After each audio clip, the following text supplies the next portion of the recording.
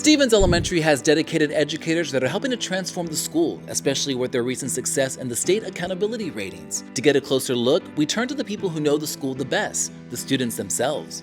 I sat down with 2 students who run the morning announcements every day and asked them a few rapid-fire questions. Here's what they had to say. My favorite thing about doing the morning announcements is that I can see all the people and help them around. I like that. How about you? What's your favorite thing about doing the morning That announcements? I get to say the pledge and let everybody honor our state.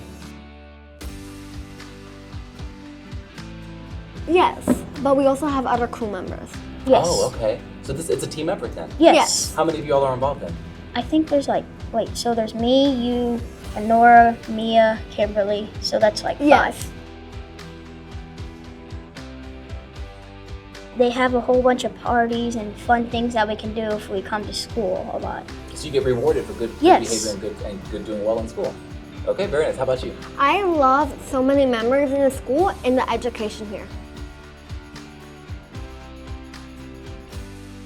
I want to be an entrepreneur because I just feel that's like what suits me and I would like to be one. I like that. How about you? Why do you want to be a baseball player? Because I've been playing since I was little and I can raise money so I can open my own business.